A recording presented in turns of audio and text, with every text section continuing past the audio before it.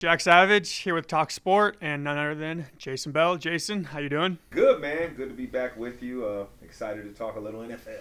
Yeah, week 8, going by fast. It's flying by, man. I mean, a lot of unexpected things happening. You see teams coming into form. This is exactly where you want that to start rolling. You want to go into November with having a clear identity. All right, well, speaking of teams getting on a roll, let's start with the Detroit Lions. And Jared Goff specifically, he's playing at a MVP type level, especially these last couple weeks. And of course, we'll get to the guy in Baltimore. But do you think Goff has a legitimate shot at coming home with the MVP? Yes, he's playing fantastic. And when you look at the resurgence of his career, you have to applaud him. Nobody knew Jared Goff was going to look like this and be like this. Perfect fit for the team, Detroit. Perfect fit for the city. The way he's playing is outstanding. He is in the MVP conversation, and this offense is clicking on all cylinders. I mean, you can tell by the record of teams the week after they play them, because all of them lose. Right. That is a physical matchup, and they are just dominant right now, and you got to applaud everybody in the organization, because to think Jared Goff could be this, nobody thought that would happen when he left the Rams. Staying in the NFC North, shift to the Packers, who have been balling as of late recently too.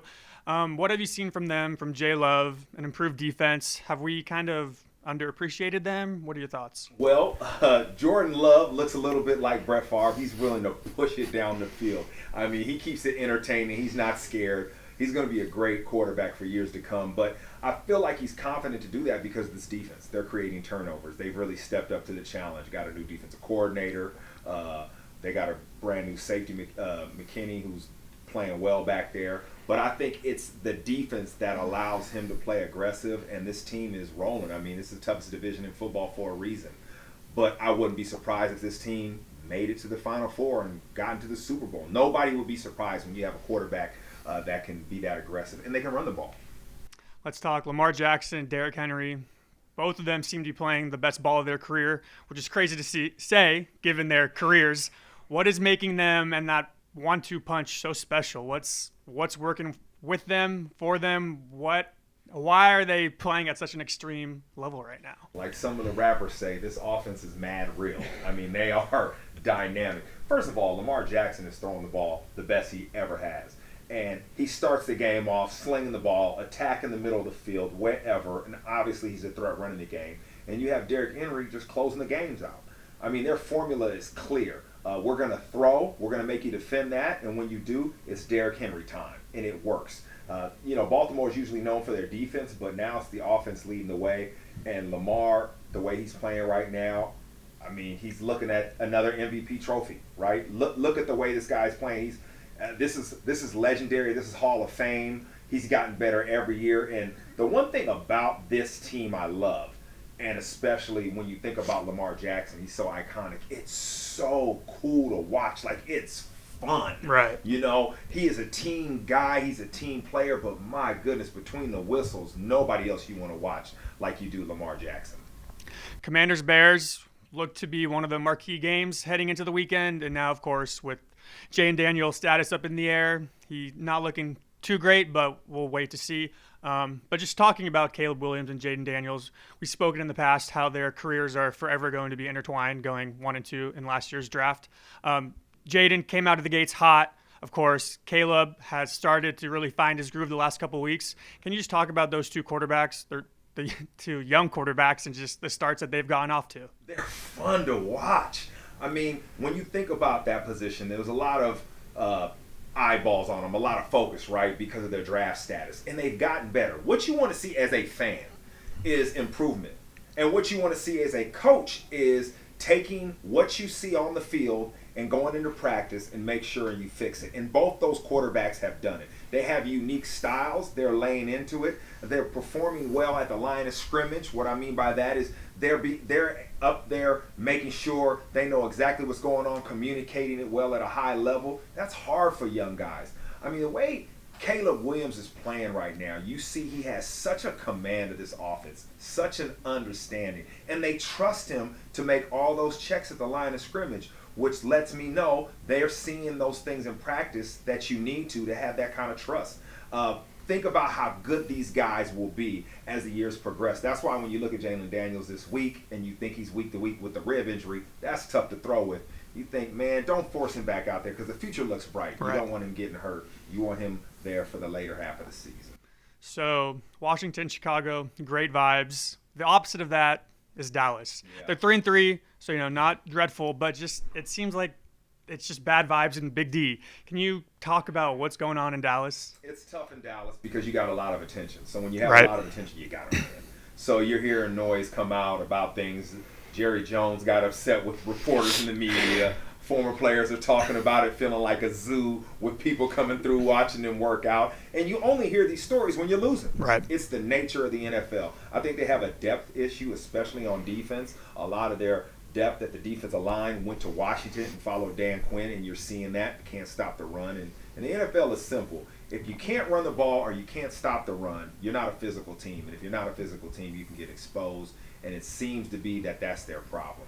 All the attention, obviously, is going to go to Dak Prescott, CeeDee Lamb, because they got the money. But when it comes down to the basics, can't stop the run, can't run the ball, you're not going to win games. Do you see a path forward of them being able to figure it out, or is this just who they are? This might be who they are this season. Things could happen. They could adjust. Good coach. When you talk about coaches, I always say there's parity in players, not necessarily in coaching. Because a lot of the good coaches can morph into an identity that season, sometimes in an instance, 2 to 3 weeks. So maybe they can shift how they do things. That can still happen. But at this point, I'm looking at it like, Dak's got to put up a lot of points, which he can, for them to keep up. Because they're going to have to score a lot to win. I'm not confident in this defense. Heading over to Pittsburgh, Steelers, Mike Tomlin. It looks to seem like, has he done it again? He made the switch to Russell Wilson, which he got some pushback for that because they were at 4-2. Jay Fields was handling his business, wasn't, playing incredible, but he also wasn't sinking their ship. And so Tomlin decided, though, to make the switch. Can you talk about that Tomlin magic, what it is? I just talked about that parity in coaching, right? And you look at Tomlin, there's a reason we celebrate him. There's a reason he's been at coaching that long for the Pittsburgh Steelers.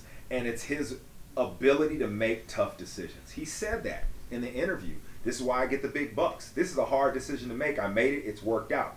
One thing about coaches, they know their team. They see things in practice. They can see players getting better. And if you're watching Russell Wilson in practice go against your defense and have success, you're thinking, I got to get him on the field. And obviously that's what's happened. Tomlin each week motivates his players, challenges them. They always play hard for him. That's why we're always talking about the Pittsburgh Steelers. So when you look at the decisions he's made, I don't know why people second guess him because he's always got his pulse on the team and he understands exactly who and what they are. All right, now we're going to kind of go a little off the reservation, talking an NFL player's workload versus a Premier League player's workload. Oh. Can you talk about just your experience, a week in the life of an NFL player? Week in the life. All right, let's say the game is on a Sunday. Okay. Let's keep it like that. You'd come in Monday after the game, you'd review the film of your previous opponent. You get a workout in, probably get in around, 7, 8 in the morning, depending on where you're coming from. Like I said, a light workout, watch the film, kind of recover as much as possible. And then Tuesday's your off day. Okay. But it's not an off day. I mean, you're in there the next day, whether you're getting treatment, whether you're getting a workout or early film work, something is happening, but it's on you to do.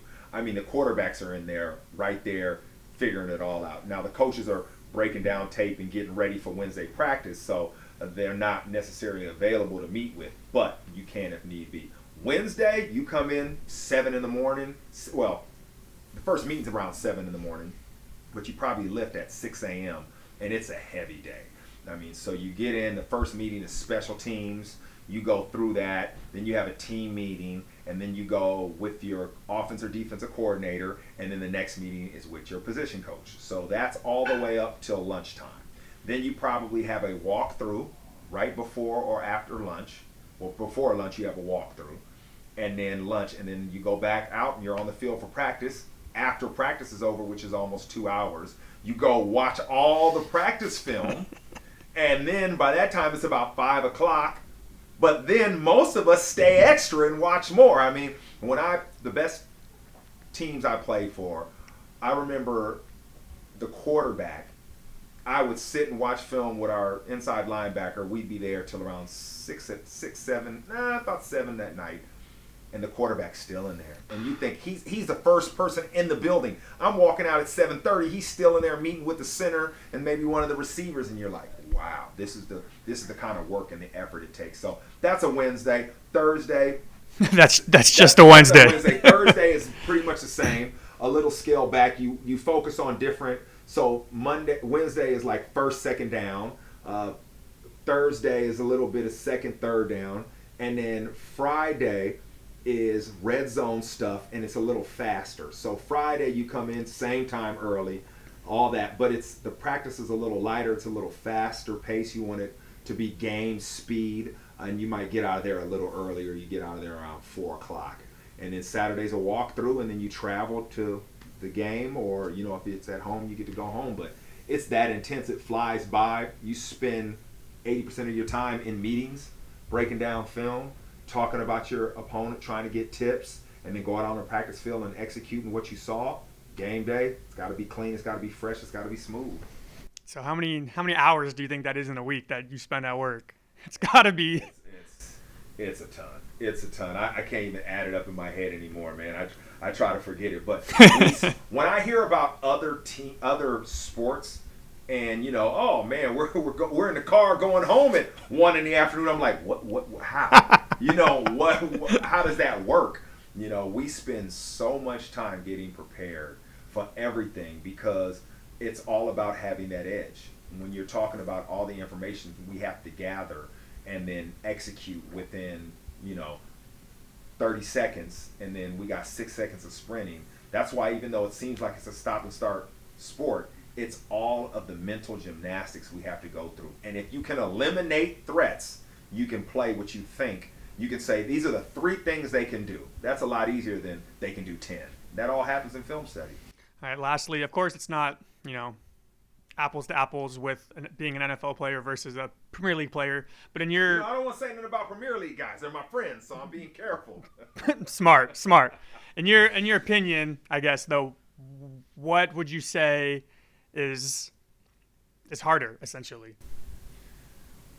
Well, I'm always going to say my sport's harder. I'm going to say the NFL, but when I look at it, they're both unique in their own rights. When I watch a football match out here and I see the constant movement, the constant running, I just think of not even having a mental break. It isn't they'll run and then they'll stop. Right. I think they're out there and something needs to be corrected.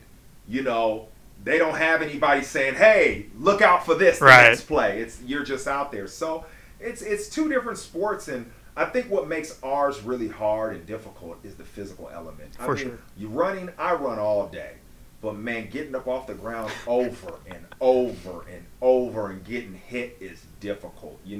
One way to stop speed and explosive players is to hit them over and over and over again. You just wear them out till they quit, and I think that's what makes our sport really special because we have that component in it. All right, there you go. That's Jason. I'm Jack. Week 8 of the NFL season started last night, coming into this weekend. Thanks for watching. We love all sports here. All of them. All of them.